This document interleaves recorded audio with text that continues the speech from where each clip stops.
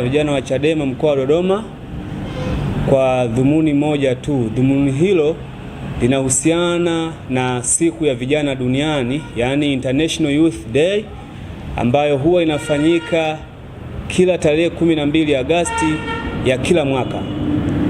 Sasa kuelekea siku hiyo, siku ya vijana, ni madhubuti sana, na siku hii huadhimishwa kwa lengo la kusherehekea na kuwakutanisha vijana, ambapo huwa wana express views zao, views za kijamii, za kisiasa na kiuchumi. Mbali na hivyo, ni jukwaa pekee ambalo hutumika kuwakutanisha vijana ili waweze kujadili changamoto zao za kimaisha, kwa mfano ukosefu wa ajira na kadhalika. Sasa sisi tunatambua umuhimu wa siku hii siku ya vijana.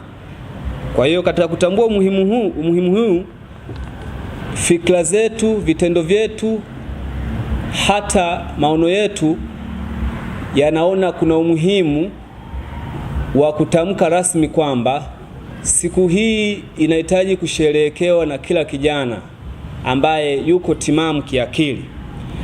Mbali na hivyo, ikumbuke kwamba kamati tendaji ya Baraza la Vijana Chadema Taifa, BAVICHA, ilikaa mnamo tarehe 25 mpaka tarehe 28 ya mwezi wa 5 Dodoma, hapa Dodoma. Ilikaa na kuazimia kwamba siku ya vijana duniani, sisi kama Baraza la Vijana Chadema, ikiwa kama taasisi, lifanyike Dodoma mjini hapa. Hivyo basi, kwa sababu licha ya kwamba ya kuazimia kufanya hivyo, hii Baraza la Vijana tufanyie hapa Dodoma mjini, lakini pia tumekuja na kauli mbiu ambayo inasema kijana na katiba. Kijana na katiba, licha ya kwamba wao United Nation, UN, wameendozi kwamba kauli mbiu iwe different context,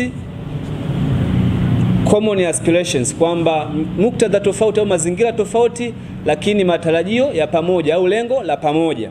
Lakini sisi tumekuja na kijana na katiba. Hivyo basi, nitumie fursa hii kwa niaba ya BAVICHA mkoa wa Dodoma kuwaalika na kuwakaribisha vijana wote wa mkoa wa Dodoma, vijana wote wa mkoa wa Dodoma nchi nzima, na vijana wa mikoa mingine yote waje kwa wingi siku hiyo ya vijana duniani ya tarehe 12 Agosti mwaka huu hapa mkoani Dodoma. Na kwa muktadha huo basi, jukumu la kupambania haki ni jukumu la walio hai kifikra, kimawazo na hata kivitendo, na sio jukumu la walio wafu.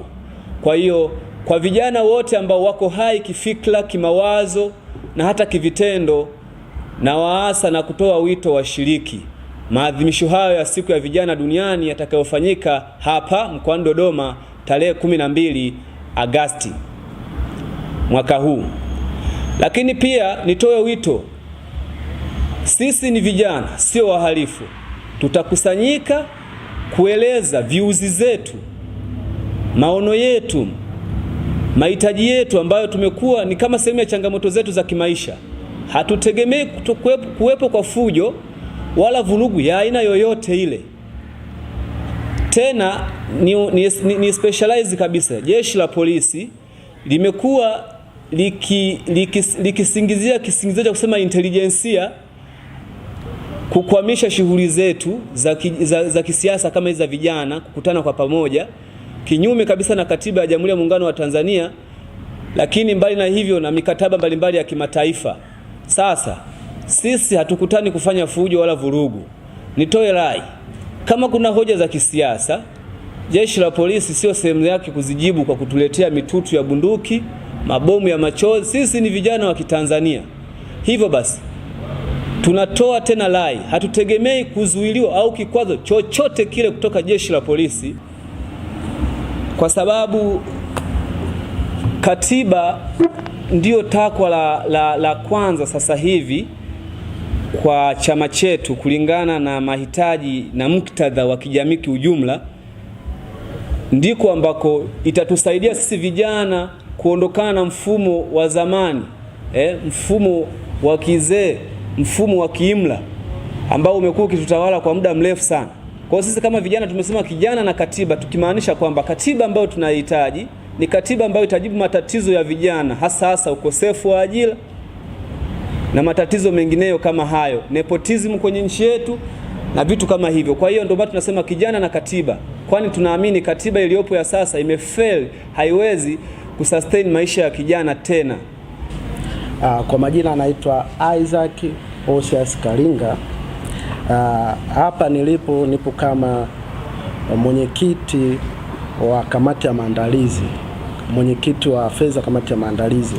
Kumekuwepo na kawaida, naweza kutoa ushuhuda wa 2024 tukiwa tunaelekea Mbeya, tukiwa safarini tulikamatwa Iringa pale Kiesa na askari, na mwisho wa siku tukawa tunahoji wanatukamata kwa sababu gani, wakawa wanatuambia ni maagizo kutoka juu.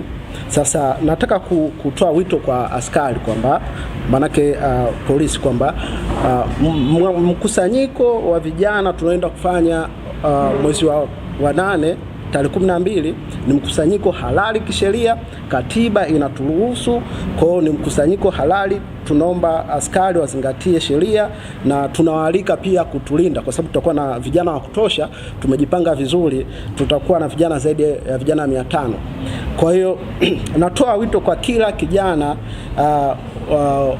anayeweza kufika mkoani Dodoma kuja kufanya kujumuika kwa pamoja kama vijana, ili tu discuss mambo yetu kwa pamoja, ikiwemo swala la ukosefu wa ajira. Sasa tunasisitiza kwamba maadhimisho haya yatafanyika kwa amani, kwa kuheshimu sheria na katiba ya nchi yetu. Ndugu waandishi wa habari, kwa majina naitwa Joshua Mosiriarukiro, mwenyekiti wa CHASO mkoa wa Dodoma. CHASO ndio msingi imara wa kumtengeneza kijana kwa ajili ya kuja kuwa kiongozi bora. Hivyo basi, uoga wowote ule na nidhamu yoyote ile ya hofu tunaomba wajitenge nayo, kwani itaweza kuliharibu taifa letu, na taifa letu kwa sasa lina mwelekeo ambao sio mzuri. Hivyo basi, vijana kama nguvu ya mapambano katika taifa, ni vyema waweze kujitokeza kutuunga mkono na kujiunga na taasisi hii nzuri kabisa ambayo aidha imetumika kujenga viongozi wengi sana katika chama chetu na katika taifa kwa ujumla. Hivyo basi, kukwepa ama kuwa na hofu yoyote ile katika kujiunga na taasisi hii kunapelekea pia taifa letu kufanyaje, kuwa taifa ambalo ni halina viongozi ambao ni imara sasa, kwa sababu katika nchi yetu kumekuwa na mfumo mbaya katika kupata nyadhifa mbalimbali katika utumishi wa umma na madaraka yote ya nchi hii. Kwa hiyo basi, tunataka vijana hawa waweze kujiunga na CHASO ili kusudi waweze kupambana na hii serikali dhalimu ya CCM katika ngazi ya chini kabisa, jambo ambalo itawawezesha kujiimarisha zaidi kisiasa na kujitengeneza kuwa viongozi wazuri wa baadaye. Hata hivyo, CHASO mkoa wa Dodoma tunapenda pia kutoa wito kwa vijana mbalimbali katika nchi hii na katika mkoa wetu wa Dodoma hususani, waweze kujiunga na taasisi hii ili tuendeleze mapambano yaliyo mbele yetu, ili kupushi ajenda zetu ikiwemo katiba mpya na free Tundu Lissu.